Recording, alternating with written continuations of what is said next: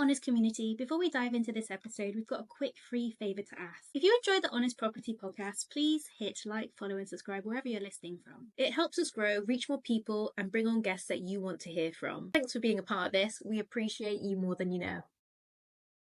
Hello and welcome to the Honest Property Podcast. We're your hosts, Becky and Ruth, and we love talking all things business, entrepreneurship and property. And on today's episode, we are graced with Roz. You prefer Roz, right? Yeah, go for it, Roz, yeah. I know. It's beautiful. I was like, she sounds like a flower and she looks like What an intro. She is a flower. It is, half the word is flower. Yeah, anyway, sorry, you carry on. Oh my God. That makes sense. Yeah, Roz is, well, I'll hand over to Roz in just a second, but she's a multifaceted lady who is very impressive and just provides so much in all angles for her audience and community. And when we saw her on Instagram, we were like, Roz is a cool girl. Yeah, she's very cool. We need to connect. So yeah, Roz, do you want to share more about yourself? How did you start? What you're about? Oh, thanks, girls. Firstly, thank you for that lovely intro. I know what it's like to have to intro a guest, and usually I'm showering my guests with compliments, and it's really, really weird being on the other side. So thank you. It's really special to finally, I've done quite a few podcasts, but this one is going to be particularly special to me because of what you girls represent and what you girls are trying to do in the industry. So I'm very happy to be here and represent, everyone in the community of Honest Property Sisters. I'm so happy to be here. My name is Rosalia Lazzara. I'm the CEO and founder of Manuka Media, which is a personal branding and digital marketing agency. We create content and branding for people in property and finance. And a lot of people are like, why? The reason I decided to niche down in this industry, because you could do social media and content for anyone. I could have chosen the beauty industry, right? But what's the point of talking about Botox if you ain't got any money, right? What I'm trying to say is on Instagram, I've never had Botox, right? But if I was to ask a friend, can you recommend a Botox specialist? I'd be like, girl, you need to go to my girlfriend, Samantha. She will sort you out. And everyone's got a Botox specialist on speed dial. And I'm like, do you know what your pension's doing? Do you own a roof over your head, right? Do you have savings? Because there's no point having a Botox on speed dial if you don't know how to get your financial shit together, right?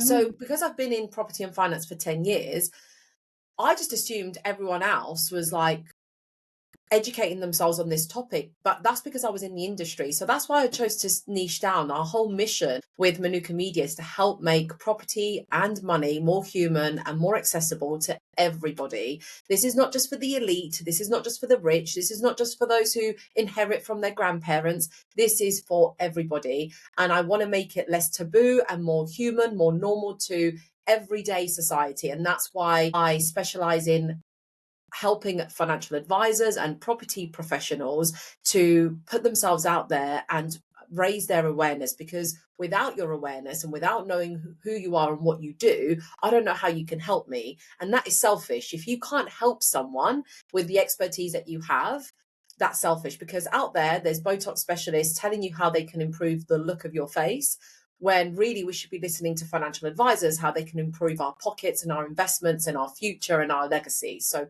that's what I do.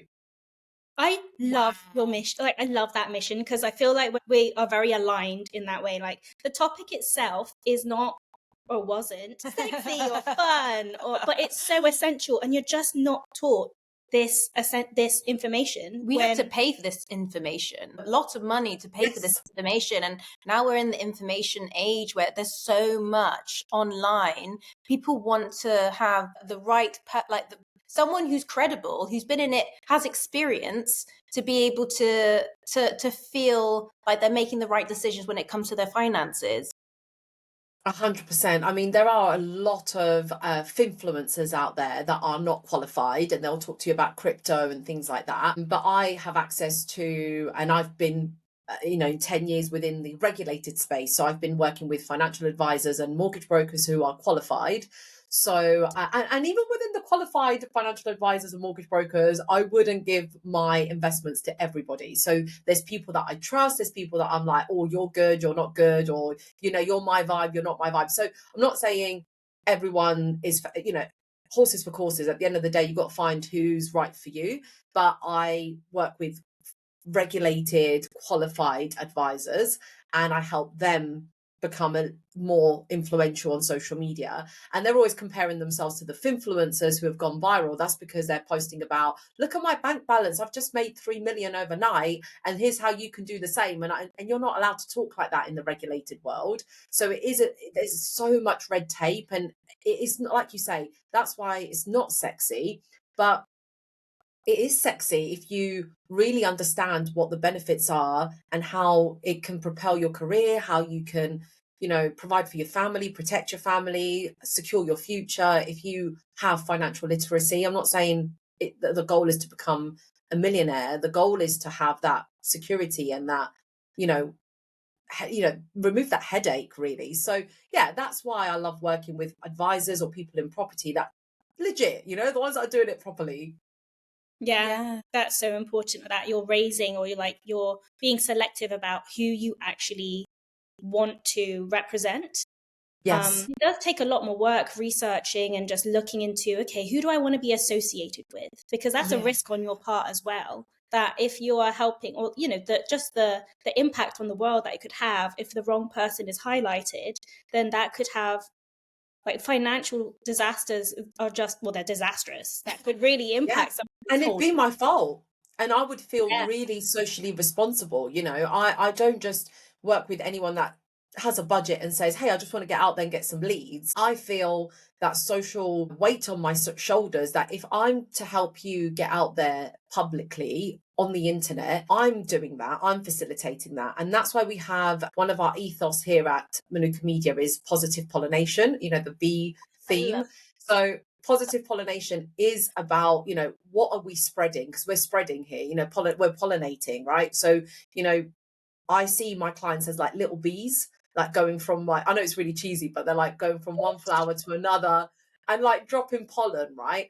Now, we just need to be careful which bees are in our hive and where they're dropping the pollen and how they're pollinating, basically. And yeah, what's that? Sorry? It's a ripple effect. And also, Yes. and it shows as well, because at the end of the day, it's also your reputation that's on the line. If you invest your energy and time into the wrong people, like that, that comes back to the bee. You're not from Manchester by any chance. No, but do you know what's really spooky, right? So this whole journey began when I got made redundant from a Mancunian company. So I worked for a company in Manchester, and That's why you but like from home. So I'm in North. Well, no, I didn't. So this is so interesting about the law of attraction, or the reticular activating system, RAS, I think it's called, that you only see what you think about, right? And at the time, I was working for this company in Manchester. I loved my job. It was for a specialist lender, so I was doing a lot of bridging loans, hence my experience in property. A lot of bridging, lots of commercial, development finance. That was my background. And then I got made redundant suddenly from this company during the pandemic, during lockdown. So it was 2020. I was put on furlough. I genuinely thought I'll be back in 3 weeks and then I'll just pick up from where I left off. But actually, I ended up losing my job. And then I started Manuka Media. But then when I went back to Manchester, I noticed bees everywhere, like the logos. And I was like, this city is like calling me. And, it's one of my favorite cities. But no, it all came all back around really spookily, because now my old employer, who I was made redundant from, is actually a client now. So I just feel like, that bee is circle of life. Michael of light. Yeah, I've gone back, and I didn't burn my bridges. It ended amicably. It ended because it had to. Everything happens for a reason. The lender situation was very delicate during the pandemic. Obviously, they were closing their doors, not lending as much, and etc. So we didn't have a job there to go back to. But yeah, now they're a client, and then I keep going back to Manchester very regularly, and then that bee welcomes me at the train station, and it just reminds me of, like, this is why it happened. Like, everything, it's a sign. Like, yeah, it's just a sign for me. Yeah, I think that's called, like, is it like an angel guiding you? Where Yeah, it could be. Yeah. sign, to give you a sign when you're on the right path, and they're like, this is your, this is the sign, yours is a B. People like tend to pick different things, like it could be a feather or it could be a, yeah. Do you have one? I don't think I have one. I should be like, tell me what my sign is. Yeah, you could ask for one. You could be like, what's the sign? What's the sign? But for me, the bee just came out of nowhere. But did it? Like it was there the whole time. But the whole point is the symbol of a bee. Like without bees, that's the other thing I kind of related to, is that without bees, we'd be dead. 90% of our crops come from bees, because of bees.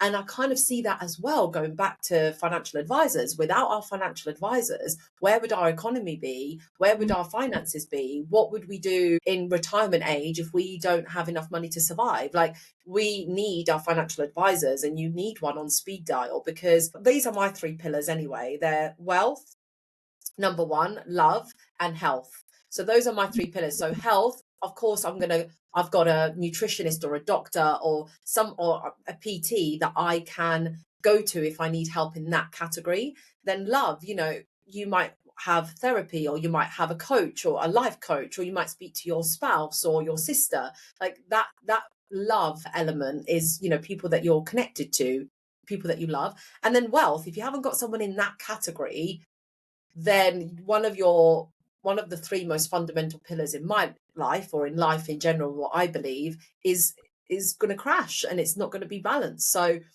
hence the wealth, love, and health are the 3 most important.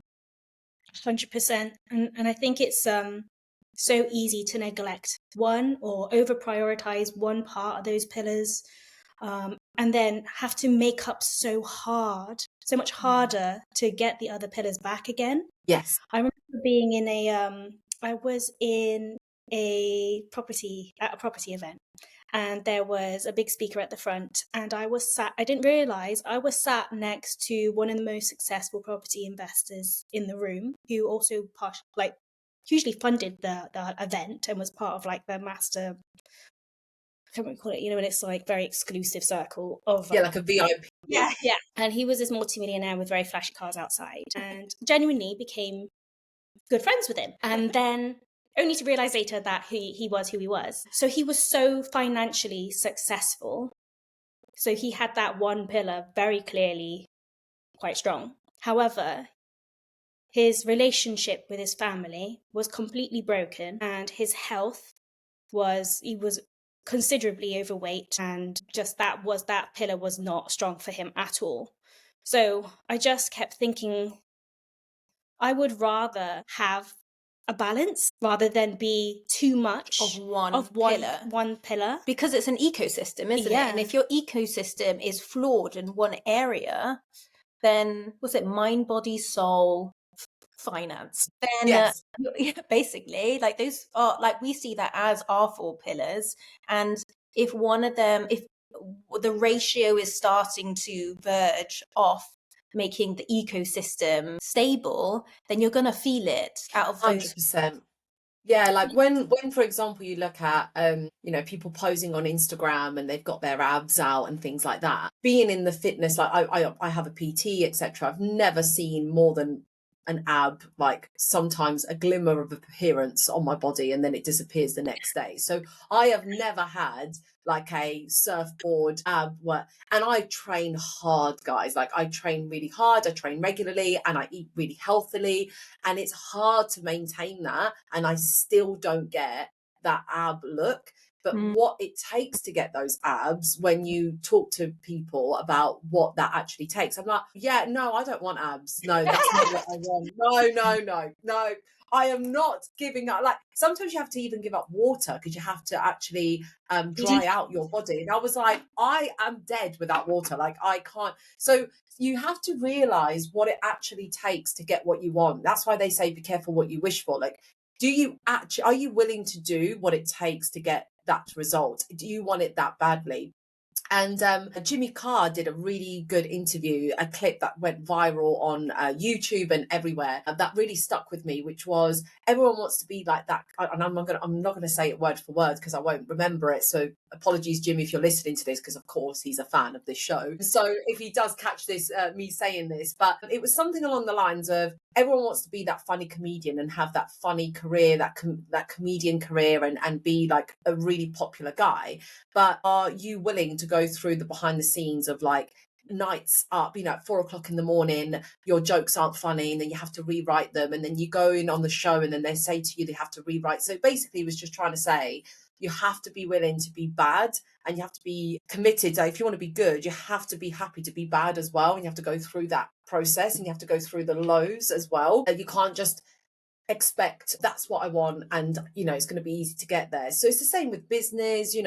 Do I want to go viral on I'm a social media manager, I create content, I get that, but sometimes my expectation that I think people have of me is that I should be like Insta famous, TikTok famous, YouTube famous, and I'm like, that is my worst nightmare. And everyone's like, but you're a social media manager. I'm like, I cannot even handle 6 friends going out for dinner, let alone having 1 million followers. I was like, I can't even keep up with 6 friends to go out for dinner. I'm like, that's not my God. Jesus. Oh my God, I can't even reply. Like I've got so many unread messages. I'm just like, I can't deal. And then they're like, yeah, but you get a team. I'm like, but why would I hire a team to like answer 150 messages an hour? Like, how boring, so just, yeah, set your expectations. Just know what you actually want. Like, you want to be amazingly rich, but what do you want to be rich in? Money? Or do you want to be rich in like experiences, in love, in passion? And yeah, what do you want to do? Also, another point as well, what you said about going viral, like, why do you want to go viral? What is it actually going to do? Like, not everyone needs to have a successful business and be visible online. Doesn't mean like, with the term of going viral, it means nothing. Like, literally, I have so many videos and posts about that exact way. I've got it in my book. Like, you do not need to be famous, or you do not need to go viral to have a successful business. I'm proof of it. My clients are proof of it. We are not famous. We're not viral. I mean, I've probably had 1 or 2 videos that have gone viral, but I'm still here. I'm still me. Like, I did wake up in the morning and was like, right, who wants an autograph? Like, it's not that it doesn't have that effect. In fact, I'll tell you about, this is what viral means to me. So I was on my way to London at the train station, and I bump into a girl who goes to the gym with me. She's like, Roz, how do you do it? I can't keep up with you. And I was like, oh my God, neither can I. I was like, don't even try. I was like, yeah, we're on our way to London, and she's already saying to me, like, you do so much. Like, obviously she goes to the gym with me, so she's got nothing to do with work. She has no idea that this was my world until she started following me. And then as we're on the train, right, this could not have been timed to perfection any more than it was. Someone tapped me on the shoulder and goes, hi, yeah, did you speak at our school about a year ago? And I was like, yeah. I was like, I recognize you. I was like, were you in like the year 10 business class? He was like, yeah. I said, oh, like John Henry Newman. He goes, yeah, I was one of the students there. You spoke at our school about like entrepreneurship and business. And I was like, what are you doing now? And he was like, I'm at college. And he was like telling me about his journey. And then she was like, you see, she was like, I told you. And I was like, I know. But that happened to me on a random train on my way to London. A boy from school and now college recognized me. And I've got like probably 14 real friends on Instagram. Like, that's the impact and the power of having that balance and focusing on that positive pollination, making an impact, making a connection, adding value, rather than trying to add followers. He probably doesn't know me on social media. He probably doesn't follow me. He just remembers me from that one talk that I did in school. And that's made enough of an impact to him to take the next step in his career. I'm not saying I'm taking all the credit, but I'm just saying that talk, obviously, Puzzle. it was a piece. Yeah, it was one of the little pollen in his the whole of honey. But yeah, that's what I mean by going viral. That for me was a much bigger reward that set me up for the day than getting like 360,000 views. Yeah. Is that your Do you know what I passion mean? into schools and being able to affect young people in that way? Yeah, I do that a lot.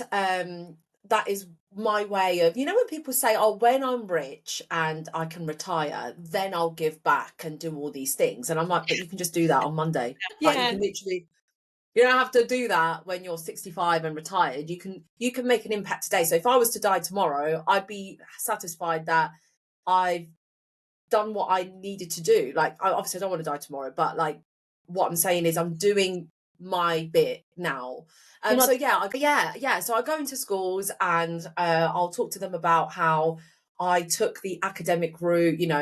I got a degree, got good grades. I wanted to I graduated, then I got a job, then I got a better job, then I got a pay rise, and I got an even better job, and I was on that corporate ladder.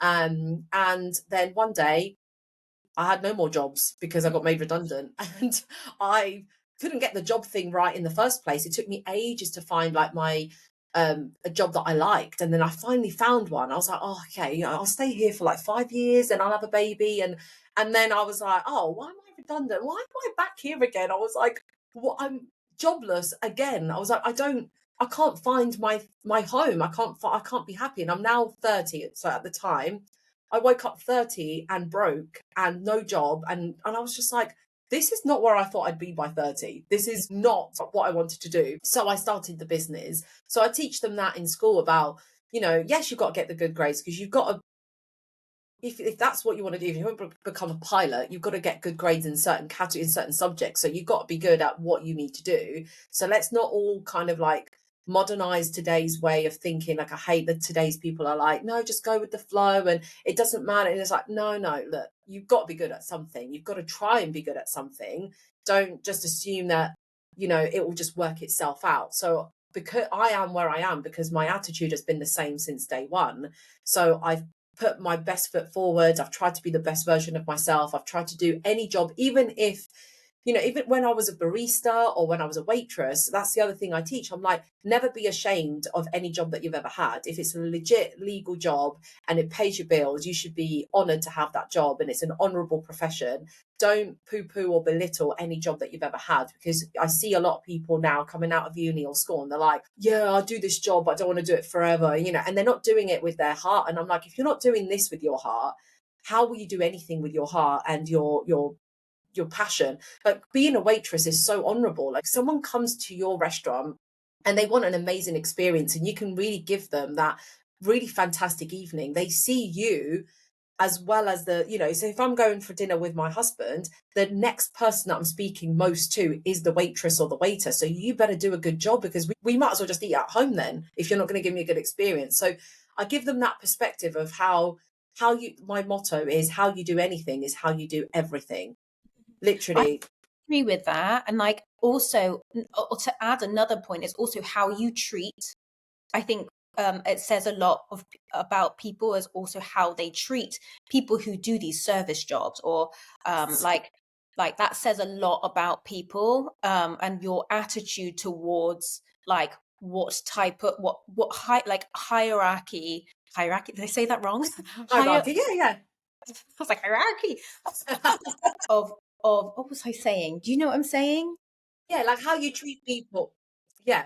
No matter what like class or what background they come from, you should treat everyone as if like you were working that job yourself, and how would you want to be treated? And I really believe in yourself and other people's shoes. It doesn't matter like, what if your loved one was doing that job? What if you had a child and they were going through their life and you were on that journey themselves? You would not belittle that person. No, but this is, well, they're amazing careers. They are absolutely amazing careers. And the thing is, the reason I use the waitress job as an example is because most students who are still at school or uni, they have like a coffee job or like a waitress job. And that's what I did. And I said, those were some of my best evenings, like finishing a class at uni and then like in the evening going out and being part of that like atmosphere. Yes, I knew I didn't want to be in that industry forever. I knew that's not what my career was going to be, but I did it to the best of my ability, because that's my personal brand. That's who I am. Whatever situation you put me in, I'm going to show up as me. I'm not going to just be here, just going to be like, oh, I'm just here for the paycheck and go home. You can see them in Starbucks, you can see them in Costa or Cafe. They're not giving you the vibes, and you're like, look, you're not. That's because I think they're looking at their friends on social media who are traveling in Bali, and they're like, "Oh, I could be," and you're like, skip it. I want to emphasize as well as like these jobs I think are vital because they are a step towards, like they're a training ground. If you wanted something else further up, why are we always trying to skip to the next stage? Just like that yeah, example. Exactly. It's like, You're trying to make skip. the mistakes, grow the confidence. Like, this is people facing work. That's really intimidating. Yeah. Like, you're trying to yes. please people, like, and entertain It's, them. it's scary, like being in the service industry, like that's exposing, because you're there in front of customers and you've got to. So yeah, it's about that, exactly that, girls. It's, stop trying to become an overnight success, and stop trying to stop trying to land your dream job immediately after uni or straight after school, because how do you know what your dreams will change? My dreams changed. I studied languages, so I thought I did go down the teaching route, and translator and teaching languages, and I did that for a little bit, and then I was like, actually, I've got this career woman inside of me. I like business. I like, finance. I like property. I don't see myself in a classroom teaching Spanish for the rest of my life. I just don't. But I did it well, and then I moved on. So my dreams have changed. Gosh, 4 years ago, did I even think I would have this kind of business? Absolutely, categorically. This was not on the vision board. I don't know if you can see my vision board on the wall. Having Manuka Media is not on there, but it's happened. I knew I'd want a business someday, but I just don't know what that's going to look like. So again, it's inspiring anyone who follows me, but also in school, to say it's okay not to know what you want to do, but just do what you do well. Just do it well, and then you can only grow if you're doing things well. If you're going to do everything half-hearted and you're hoping that when I get a good job, I'll do my best, when I get that career, I'll put my best foot forward, you won't get it. You won't get it because you're not doing this bit right. Could I ask a question actually about Yeah. how, because you are in social media, do you feel like, because it's a bit of a double-edged sword, isn't it? Because social media has like amazing benefits of connecting people globally for opportunity. But do you feel like because of social media as well, it's the delayed gratification of like achieving anything, especially for younger people now, it's kind of making you not, like, younger people not want to put the effort in anymore? Not even try. Yeah, I get you. Like TikTok as an example, because everything's so fast paced, short attention span. Hey guys, if you're new to property investing, we know exactly how hard it is to figure out where to start. That's why we created the Beginner's Roadmap. It's your guide to mastering the fundamentals so that you can move forward with clarity and confidence. Plus, you'll gain access to our free community for ongoing support. Just hit the link in the show notes. Now, let's jump back into this episode. Yeah. Now, the positives definitely are, like you said, there's so much information, there's so much connectivity, there's so much opportunity. Like, I wasn't anywhere near as much on social media when I was at uni as I am now. Like, when I was at uni, I was in the library, like literally, because does anyone know what a library is? Like, I literally sat in there all the time. I loved it. My library looked like Hogwarts because I went to Royal Holloway. So it was like a castle. It was like, I was there, like, in my Hermione era. I'm such a geek. I was such a geek for things like that. So I loved, my Hermione era was amazing. And, but I was nowhere near on social media as much then. So, oh my God, if I had social media back when I was at uni, I mean, I look at people today that are in my field and they're like 21 and they're already like speaking on big stages and, expert speaker in social media. I'm like, babe, you were like, you haven't even graduated. Like, how have you done this? You're a baby. Yeah. And you can get success really fast these days because of the information that's available to you. So that's great. Information is there. I think the downside is entitlement and people thinking, I'm so more than this. My worth is so much more than this. And you're like, babe, well, your worth, darling, like, I don't want to patronize you, but you've got to do at least 8 hours work once in your life to know what like work is. Like some people don't want to like pick up the phone. They're like, no, I don't do picking up the phone, or I don't want to be in the office at 8:45 and then finish up. I'm like, okay, I get we all want like that flexible life, but you've got to respect other owners. Like, if you're going to go work for a business, whether it's a huge corporate or a family run business, you know, as a uni grad or as a school leaver, you're going in and you have to respect that person, their journey, where they came up from. They're going to pay your wages, and that's their, you know, I'm sure they're open to learning, and some aren't, and whatever. This is another category, and it's a really deep hole that we can go into. But all I'm just saying is, yes, social media and the access to information you've got today can make you, and like access, you can have access to so much information and so many opportunities, but still, just let's not forget traditional good old fashioned hard work as well, and respect for people. Yeah, I think that's the double-edged sword, is, you know, oh, but I could be doing this, and that's not how other people are doing it. I don't want that kind of job. It's like, well, if that's going to put a roof over your head at the moment, that's going to that is how you're going to have to do it. So yeah. And stages as well. And also going back to saying, if you put the hard work in with your employer at the time until later down the line you wanted to start your own business, it instills discipline, because if you don't have that discipline to be able to turn up for someone they're working and for, just respect for another person. Yeah, like how are you going to have that discipline to be able to continue your business if you don't have those skills? Yeah, absolutely. That's when I say, like, going to university, it's not so much that people are interested in your degree and your result at the end. It's the fact that you went through a process, committed through the process, and then came out the other end. You know, whether you came out with a third or a 2-1 or a first, obviously in some jobs you do need a certain level of result because they might need that kind of skill. But actually, sometimes it's just to say, do you know what? I committed to this 4-year program or 3-year program. I went through I went through it, you know. Oh, and that's why your CV or your portfolio, you're like, I went through these jobs. This is what I learned. This is how I came out on the other side. Not just I'm coasting. And when I get a good job, then I'll be the best version of myself. It's like you will grow through what you go through. And that's another motto I like to live by. You will grow through what you go through. And that's what will make you, the future version of you will be thankful to who you were back then. And that's my approach to it anyway. That's how I built myself up. Yeah, I think like there's so much in like the lessons that of the fate, like we, you know, admittedly we've been very honest about how we've had a lot of lessons because we've had a lot of things that haven't gone how we wanted to, but we still followed through. And it's just sharing those lessons with other people. I know you cannot it's difficult to be able to put your wisdom, I'm like old now, on a young person's shoulders, but Yeah. I people forget that there's so much value in not being perfect at absolutely everything.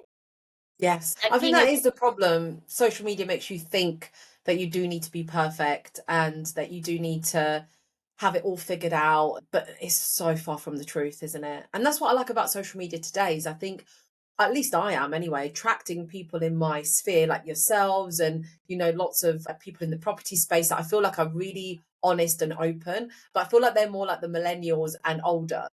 I'm just Yeah. do you know what I mean? Like, I feel like we're really aware of like where we came from, what we had and didn't have, and what's available to us now. And we've done all the jobs that we never wanted to do. And then yeah, I don't know, I just feel like there's a lot more honesty and transparency now on social media. At least I try to be. I try to be as honest and transparent as possible. I'm not trying to sell you a course where I'm like, how to build a 6-figure business overnight. You know, I'm not that person. So hopefully someone sees a post and thinks, actually, that looks normal, so I can do it too. Like, I'm trying to look normal, but I don't think maybe I don't sometimes. I don't know how people, maybe I don't look normal. Because some people do say to me, like, I can't keep up with you. Like, they make it sound like I'm some sort of supersonic. And I'm like, I'm just doing really normal. I don't know. We get this as well. Like, I don't know how you work. Yeah, I think it's also just if you have an entrepreneurial spirit, all those obstacles that people will learn through having a job, you're under a different kind of pressure when you have your own business, because you have to do you have to face that many more difficulties and obstacles a lot faster, maybe even a lot harder, because you know your finances depend on your productivity and you learning things quickly and implementing things fast. So I think as an entrepreneur, a business owner, or even a property investor, you're used to kind of being at this level, at this state of I feel like I used to be like that when I was working though. Sorry to, when I used to have a job, I used to have a side hustle, like side businesses. I still had that entrepreneurial spirit, but I've always had a job and a part-time job, or a job and a business. I used to network all the time because I've always treated myself like a business. I am like the Rosalia Lazzara Enterprises. Like, I'm building my experiences, I'm building my knowledge, I'm building my passions, and I'm working on myself. Do you know what I mean? You're such a worker bee. Yeah, I am the worker. I am not the queen bee, guys. Like, I'm just going to say to everyone, I am not a queen bee. I am grinding out there. Like, I'm not sitting on the throne waiting for things to come to me. What was that term that we had? Well, we had someone else on our podcast, and it was funny, and it was a great term because we're exactly like this as well. We get bored. So was it a glorified starfish? You say, I don't want to be a glorified starfish. I was like, what does that mean? Somebody who lies down and just sits like. We enjoy projects. We enjoy being busy. Yeah. Like, even if we were in a degree, we wouldn't just be lying there. But I think, to be fair, what you're saying is we've never actually been employed properly. Like, we've never We've had done contracting stuff. Like, I was a silver spoon caterer back in the day. I've done that too. Yeah, silver service. With it, but we've always had our own business together. So we would only know from that experience. Yeah. Well, and your business has always been in property. Property, and we started a passion business when we were at uni, which was pet care, which we absolutely loved, and it kind of went hand in hand with enjoying a business that got us outside with investing. Well, that's what I'm talking about. You are the exact pupils that I was talking about at uni who have. I wasn't thinking about businesses at uni. I had to finish my degree. Like, that was my concentration. But that's because the library only gave me that, you know? That's what the library gave me. Whereas on social media, you're like, so I can do this and this. Like, I didn't open up to the world of entrepreneurship and get this inspiration that you girls had until I read The Secret when I came out. I graduated at 22. Yeah. So I read The Secret. I was approached by the whole reason I allowed myself to believe that I could be an entrepreneur and not just climb the corporate ladder was because someone approached me to do MLM, so multi-level marketing, and I did it for 5 years. So that was my first. We did it too at uni. So we did that at uni. Yeah, started a. Did you study at any point? Yeah. Well, our degree, I don't know. Ruth did fine art because I just loved fine art. And I did geography with tourism. So perhaps kind of the degree itself didn't require as much library time. Right. Clearly, because I literally studied at uni and then had part-time jobs like waitressing and things like that because I needed like extra money. Not business. Wow, you're inspirational. That's amazing. Yeah, well, I mean, in all honesty, it's like there's a catch, isn't it? Something gives in your life, and I think for us, we wanted to be entrepreneurs so much that I'd say at my uni days, I gave up my socializing more. I wasn't a drinker. I'm not a drinker, so whenever I was playing Ring of Fire, I was like, I'm gonna go to bed. I'd be like, I can't. I'll be sick. Yeah, I was like, I'll fall asleep, not be sick. I was like, if I drink too much, I will not make it out tonight. I was like, so I was sat there having to like, sometimes I used to cheat and like pretend I had vodka and lemonade, but I only had lemonade. Honestly, the things no one knew, but I love like a glass of wine. I love a cocktail. Of course I do. But when I sat there in the evenings and everyone was like, oh, drink, I was like, so boring. I was like, this is such a boring game. So yeah, I get you girls. I get it. So you did MLM too? Yeah, you know what? It was a fantastic experience. Yeah, I learned so much doing it.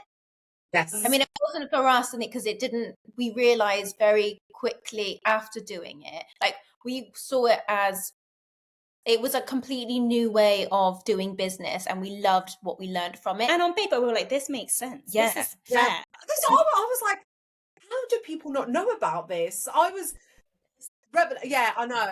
was because it didn't align with our holistic way of wanting to do business. We were starting our own instead, but learned so much, like so much. Do you mind me asking which brand you represented? I don't know if we're like allowed to share. Oh, you're not allowed. Do you think we are? Eh? Who? I'm forever grateful to Arbonne because you know what's We funny? went to the same event. You know, did you go to We went to the I danced on stage. I wonder if you Oh, saw. I was one of the dancers. You know who it's funny because a lot of people who do entrepreneurship now that we're connected with or are investing in property, they all came from that. So I am forever grateful for the learning, the learning. I think it was all Robert Kiyosaki's fault. I think he mentioned it in a book. And we were like, that's it. Yeah, Robert Kiyosaki. So yeah, The Secret, like Bob Proctor, and then like Robert Kiyosaki, the other guy that always talks about Jim Rohn. I was like, oh yeah, all that kind of stuff. Yeah. So I always say, if you're going to be in business, if you've not done telesales, door-to-door sales, if you've not done cold calling, if you've not done recruitment, if you've not done MLM, how do you know how to run your business and be a good salesperson? Like you've got to deal with the amount of rejection, doing things that you hate. Like the bit that I hated that wasn't really me was like the pamper parties or like selling the products, but I loved the business aspect, inspiring people, coaching them, training them. Yeah, I loved that bit. And I did grow to about 20 people in my team, and I did it for 5 years. And, you know, I did the best I could. I did all, you know, I was a good girl. I'm a very good girl at following the rules in terms of doing things like that. But then after 5 years, yeah, I just fell out of love with who I was. I was literally chasing the title. I was like, I'm now so desperate to become an EMVP. Yeah, and I can't see another white car inside. If I see another white Mercedes, I'm like, I'm gonna, because now it represents something. It started to become an aggressive chase, and I was like, I don't want to chase. I want to attract, and this is not who I am anymore. And I was just trying to prove to myself that I could could get to that level. But I was like, yeah. The reason why we then end up, there's no disrespect to Arbonne, but the reason why we stopped, because we had to take a lot of self-inventory of getting that car, what does that mean? Like, it's putting our self-worth onto a material. That's what I was doing. Yeah. That we then went, actually, that's not us. Like, there were so many things about it that we were like, this ticks a lot of boxes. Business-wise, yeah. But then it was also, I think it depends on the network that you're with. Their approach to business, what they're training you with, will be slightly different to how maybe it was intended. Well, the training I had was amazing. Like, I got to practice my public speaking. I got to practice, I got to practice selling. I was already really good at sales because I'd done recruitment and events and things like that. But I got to practice, building a team, and I really got into my fitness then. Like the products were amazing. Like I was really happy with, so good. One shadow that was like a taupey color, and it was like my go-to. Oh yeah, no, honestly, every product was amazing, and I learned about branding. Like I learned about. Because and so it's all come into play now. Like when people are like, how do you know about this? I'm like, babe, like if you haven't been with me for 20 years, you won't know how I've become who I've become, because everything I've done is a piece to today. Like it's not overnight that I one day decided, like, I'm going to teach people about branding. I've worked with brands. I've changed my brand. I've changed my goal. I've worked with product brands. I've worked with service brands. And that's why I love branding people and businesses. I love giving them their own identity and their own passion, because I know what it's like to have lost mine. I know what it means to stay true to your personal brand, even though you're representing a business brand. So when I was representing Arbonne, I was selling these vegan products, and I'm not vegan. And I used to post about like my lobster pasta, and then I'd be like, who wants this vegan toothpaste? And people would be like, what? Like that is so not brand aligned. And I felt like a complete imposter, which I was, because I was copying my upline. I wasn't my true self. I was just copying what my upline were doing. I was like, okay, you doing this, I'll do this as well then. So I just wasn't myself in the end. Yeah, the jargon makes me laugh, because it's like, only if you're Yeah. in this world do you know like what all these terms mean. But I think one of the greatest things about it is you also learn to not care about what people think of you. Yeah. You just, Yeah. I would pitch it, I was selling everywhere.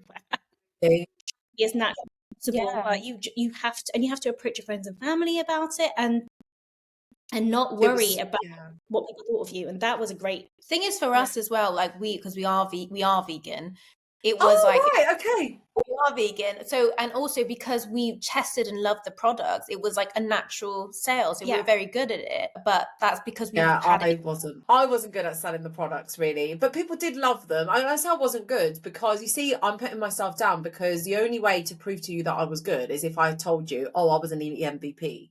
That's what good looked like. Whereas I got to maybe area manager, I think it was, or just before, and then it, anyway, I'm not going to explain the terminology, but I got to a really hard level, and then it still doesn't stack, that passive income, blah blah blah, even property. Don't get into property if you think it's passive. Don't get into MLM if you think it's passive. Don't get into anything that you think is passive, because it's not. Nothing's No. passive apart from assets that work for you in the background are passive. Yeah. Yeah, we are actually recently very conscious of not saying passive income anymore. We say Yeah. as passive, It's as recurring big, income. recurring, because Recurring, do absolutely. work. You still got to do work. There's no such thing as completely passive anything.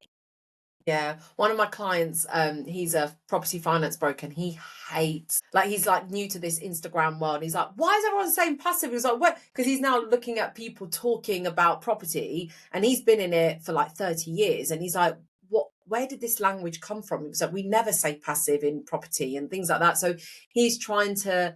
He's I think nearly 50, and he's like, oh, I'm not an Instagram person, Roz. I'm like, no, but we need people like you who have got 30 years experience in this industry. We need that knowledge, we need that expertise.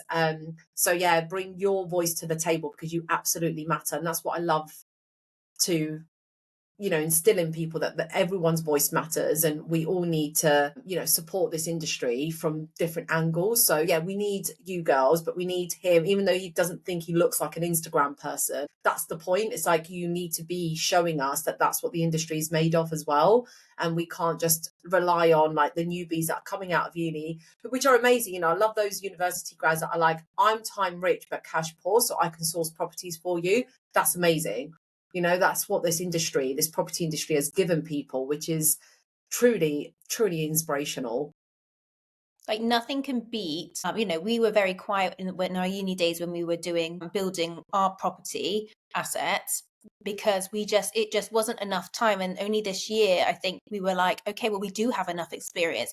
And I really do believe that learning from someone who's actually had a certain amount of experience is like so invaluable. And just going back to before, we just try to skip to not having any of that experience at all, and listen to people who don't. Yes. When someone like that guy who's got, 50 years of experience, like, I would love to see him on social media and follow him. I'll send you him. You'll be Please do. Yeah. And if I will do. I'll connect you. We'll send it to you as well. Yeah, thank you. Yeah, no, let's obviously grow our. Can we touch up on your book as well? Because I think that would be really like beneficial Yeah. to be able to let our listeners know what your book is about. Yes. Okay. So it's very, very niche. So I appreciate it might not be relevant for everybody, but again, it's a marketing tactic and strategy. So if you don't want the book, then just take the example as inspiration. That I wanted to create an asset for my business that could elevate my credibility and my expertise. So that's why I wrote a book called The Social Media Guide for Mortgage Brokers: How to Build Your Brand on Social Media. Can you see my shelf? Yes. No. Did you take inspiration from Dan Priestley? Hang on, my books have just. So this is the book. What did you say? Did you get any inspiration from Dan Priestley? Daniel Priestley. Yes. So I've met him a few times. I've read Key Person. So literally during lockdown, when I was when I established, okay, I've got no job to go back to, I'm going to start business. I always knew, obviously, you need a book, you need a website, you need social media. Like, these things were like swirling around in my head. And then that one book, Key Person of Influence, if there's ever a book that's been stolen from my thoughts, it's that one. Like literally, when I read it, I was like, this is literally what I'm saying. So yeah, I created this book and it's called Social Media Guide for Mortgage Brokers. As you can see, like taking people on a journey of how to build yourself up on social media. And it launched in October 2023. It made it to #1 in 7 categories. And yeah, so it's literally just such a like little baby for me. Like it's amazing. It's given obviously an industry that never thought they could be on social media access to information that gives them an identity and space on that in that place. So yeah, I've niched down to them, and it's got like, you know, strategies, homework, top tips, and it's got content ideas. It explains like TikTok, Instagram, Facebook, like how to put yourself out there. So yeah, that's on Amazon, Kindle version and paper copy. So yeah, that's I love that. It just brings more. So I think like in that sort of industry, you can. We know a lot of people who stay quite old school, and I think social media for this type of niche, the mortgage brokers, is like so needed, like so yeah. need, and you're providing that value to be able to feel more confident about just stepping online. And yeah, because otherwise I think a lot of mortgage brokers can end up just sticking to their area, but there's so much, if they just put themselves online, there's just so much more, or like the next city someone can contact you, but is anyone going to know what you do? Don't tell them. Yes. Yeah, exactly. Yeah. And everyone's like, oh, I don't get leads on social media. And then when I do an audit of their social media accounts, I'm like, well, no wonder. Like, you're not really talking about yourself, or you're not putting yourself out there regularly. You're not really talking about the industry, but, you know, I want to learn from you. So yeah, it's given them the strategies, the tools, and also the inspiration to almost permission. Like, I feel like this book, even if they don't read it, because a lot of people have confessed, I've got it, Roz, but I haven't read it. I'm like, okay, classic. But it gives them almost like the permission and the social proof that actually I do belong on here. And if someone's willing, like I've dedicated my last 4 years of my life, brokers, if you're listening, to helping you. So like the least you could do is take at least 1% of what I teach and actually put it into action. And because everyone's the excuse is no one else is doing it, or it's so hard. There's no like, there's nothing to learn. Well, there is. Look, the tools are there. You know, it's out there now. Like there's no excuse. The only excuse is you and action. Like that's all you have to do is take action. Yeah. So yeah, that I'm really proud of that. But I do want to write another one. I'm kind of in discussions with the publisher of what I'm going to write. We'll see. I don't know yet. So stay tuned. Yeah. I've got an idea, but yeah, I'm very excited. It's not going to be like Social Media Guide 2.0. It's going to be different. So yeah, I'm very excited. So stay tuned for that. And yeah, we're going to grow the channel. Like this year, I'm going to take the Money Honey YouTube channel a little bit more seriously. Like, so I've been running it for about 16 months, but it's been more like record, post, not really like optimizing the channel and, you know, all the things that I preach, because there's only so many channels and I can work on. And also I'm too busy working on my client stuff than my own. So I've kind of just been posting and ghosting almost with like the channel. And I know it's making an impact because some, you know, especially in my industry, people are like, oh yeah, I've been on it or I've seen it. But this year, you know, we've just hired someone in the team to optimize YouTube and grow podcasts, and they're going to help me with my client stuff too. So I know how to grow a channel. I just haven't got the proof yet. And I don't feel like I can sell something unless I can prove it. So I'm going to do it for myself first, and then I can show people and be like, look, this is what we can do, and we can do it for you too. So yeah, that's my mission, is to, you know, really explode the Money Honey, because again, like you girls, I'm creating a safe space, a platform for women in this industry, in property finance and construction, to come and tell their stories, to come and share their highs and lows, and to be the face and the voice for other women to be like, she can, oh my gosh, I relate to that. And and empower us all. So yeah, so I'd love to get you girls on. I can't wait to do the reverse, because I feel like there's so much I need to know about you that I didn't realize we had in common. So it's going to be, if I'd let it, if we'd love it to be like 1,000,000 hours long. So I'm like, I know, I'm so sorry. We're running over, aren't we? I know. Maybe we'll have to do a 2.0 next time. But yeah, I don't want to overrun. Sorry, girls. Oh, no, we have loved it. It's been really hard to resist. Like, it's refreshing to be able to listen to you, and we're just nodding in our head. There's just been so many layers and so many things that we've both done, and like I think also MLM especially, you read so many books. Yeah. And that was amazing. Yes. Yeah. Literally, it was like a little master's degree in business. Yeah, Oh, yeah. and self-development. And self-development, massively the self-development. It was amazing. So where can where can our audience find you?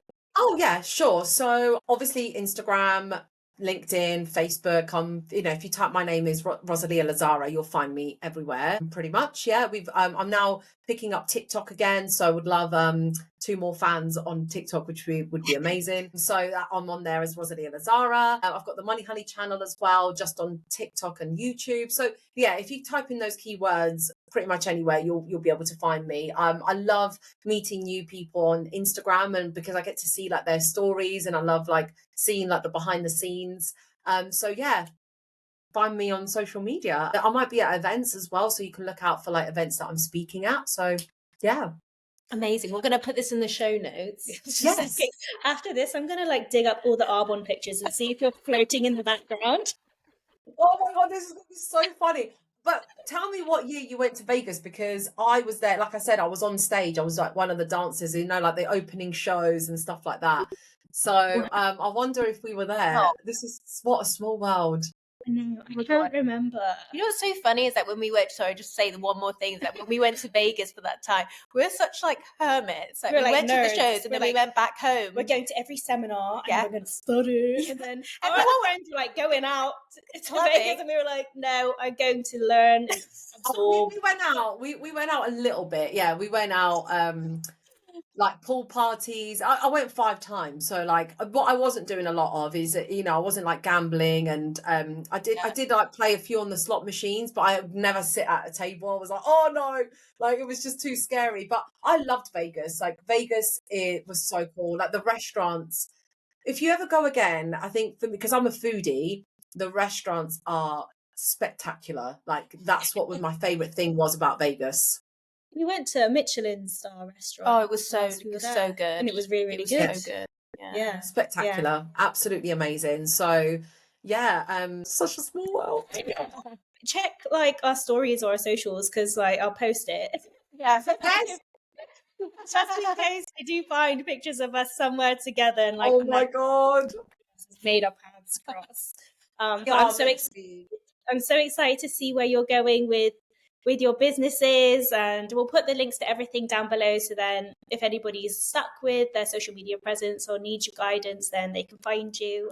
So glad that we've had this conversation. Thank you. Oh, it's been so good. Thank you, girls. Have a fantastic Friday and weekend, and I'll see you online, but hopefully someday in person. Sorry, really quickly, where are you based? Bristol. Okay, cool. Oh, I've got a team member in Bristol. Okay, cool. Let's chat offline. Cool. Thanks for your time. Bye. See you later.